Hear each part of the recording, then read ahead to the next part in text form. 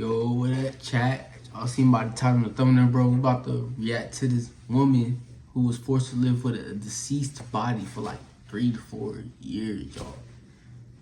It's gonna be crazy, bro. Make sure y'all subscribe, bro. Make sure y'all like, comment, all that, bro. We finna get straight into it. Hello everyone, welcome back to my channel. My name is Keshaya and you won't believe this.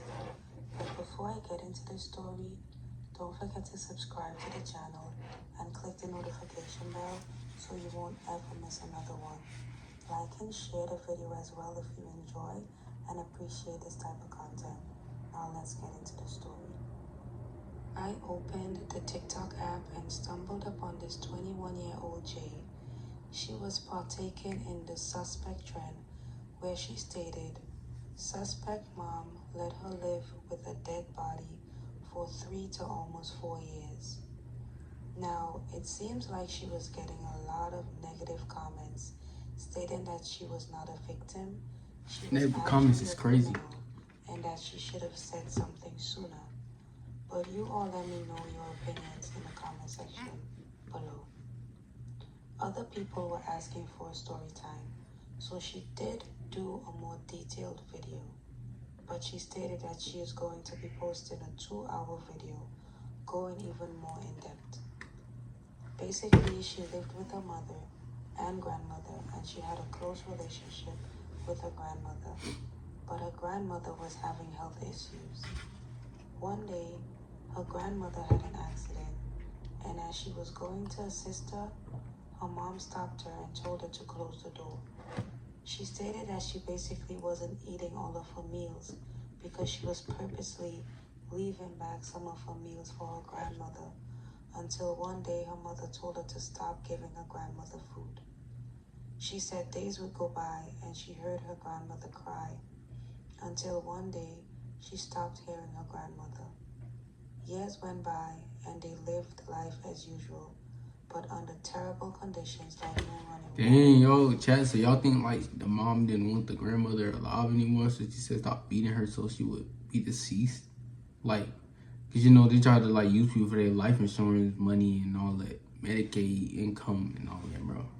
That'd be crazy if that did happen, bro, for real. She said one day she kicked the AC unit out of her window and ran away and went to her best friend's dad's house and told him what was happening.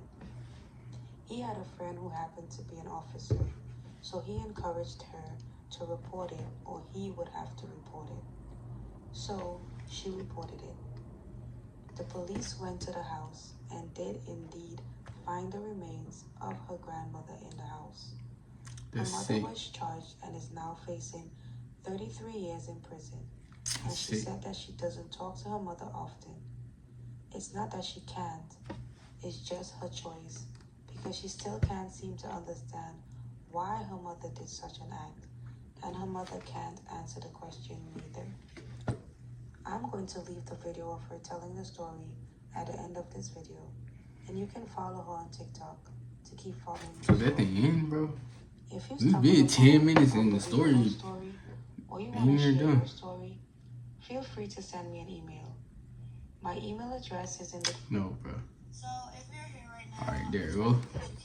Finally, bro. Finally. If you don't know what I'm talking about, you can go look on my page. It's the video right before this. She ain't that bad looking, though. I'm Jaden. She ain't that bad looking, though, Chad. What y'all think, bro? What y'all think? And I said, suspect's mom made her live with the dead body for like 3 to 4 years. I posted that. That body was not just a body. It was my grandma. This is her. This is my mom's biological mother, my biological grandmother. This is my mom. This is me. My mom again. And as the story goes on, you're going to see why I only have pictures with her from when I was little. So, basically, I really don't know where to start.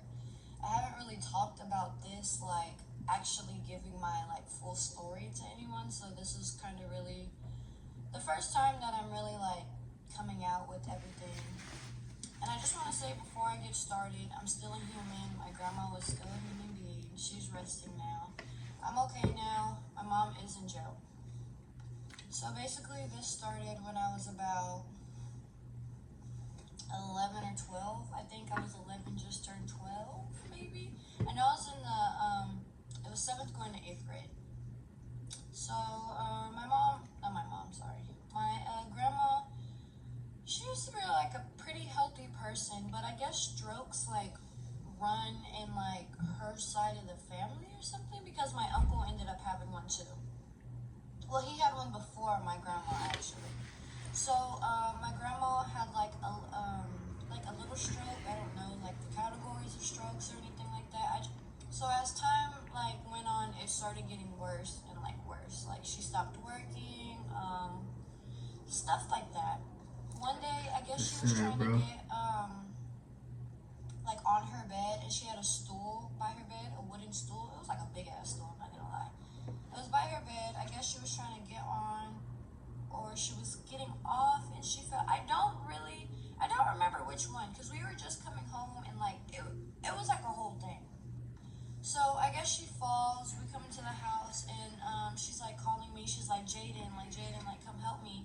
So I tell my mom, I'm like, let's go help her. My mom tells me no. My mom tells me to close the door. So me being a kid, I kind of had to do what my mom told me to do. I had to close the door. Me and my mom would go get food, and I would purposely Mistreating your mom when she like can't, you know, so I could, it's like, like sneak crazy. my grandma's food in there. Spoiled kids And out here, bro, for real. My mom It found is, out. bro. She told me to stop, so I had to stop. And like for like the next few days, I heard like really loud crying. Like I heard her crying. She was crying a lot. I couldn't do anything. And then one day, it just stops. I never heard it again. That cry was the last thing I ever heard from my grandma. A lot of things happened like during those few years, but I'm really just trying to like sum it up so I can post this on here, because I am gonna make a longer video. So weeks go by, my mom acts like it's normal. Months goes by, it's still normal. Years go by, it's normal. Mind you, like while all this is like transpiring, I'm still living a normal life. Like nobody knows what is going on. Like nobody. Only me and my mom knew.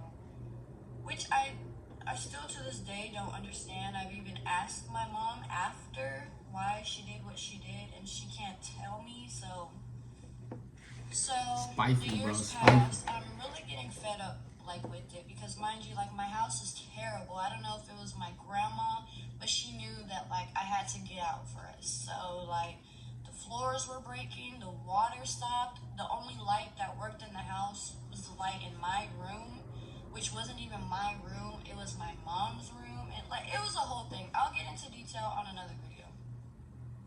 But mind you, the house wasn't in good conditions. I don't know if y'all seen that like show Hoarders, but that is what mine looked like. My mom let it get that bad.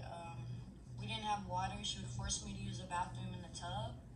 And I'm thinking this is all normal. Like I'm a kid, I'm like, oh, like this is normal. Like, so what I did was I had an AC unit in my window.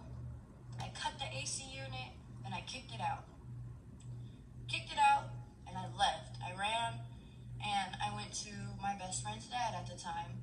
I told him what happened. He let me cry. Like, he asked me what I wanted to do. He said he had like a sheriff friend, so he was gonna ask the friend what we should do. So he asked the friend, and the friend said, since it's such a live situation, like you're gonna have to report it, or else I'm gonna have to report it. Like the cop's gonna have to report it. So he reported it. A cop came. They asked me questions. Then I guess they went to the house after that. My mom was barely getting home. They told her she couldn't go there no more. They needed to do a welfare check on my grandma. And I guess when they went in there, they seen what I was talking about. I forgot to add this in. When they went into the house, since my grandmother was there for so long, it wasn't a body anymore. It was skeletal remains. What? So That's traumatizing, bro. Taken to an advocacy center. They interview me. They're asking me questions over and over, and I'm giving the same answers. Like my story doesn't change. So then I'm taken to the police department in my my city, and I'm giving to my dad. And one thing I'll never forget is on that drive home, I'll Be Missing You started playing. And I always used to listen to that song from my grandma's side. Now, I know she was telling me she was okay. Ended up fine. They couldn't charge my mom for like murder because she didn't actually like do any, which is kind of, I don't know, it's weird because she didn't do anything to hurt her, but she like left her there. So she got charged with I think neglect to an elderly or abuse to an elderly and abuse to a child under 15. And she had a whole bunch of other charges, but I still don't really know like what they are because I've never really looked, because it's not going to change anything, like how I feel, what I went through or anything like that.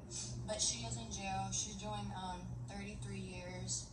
She has tried to like contact me. She's had her friends try to contact me like from jail, and I give her the basics. I'm okay, I'm doing good, I'm grown.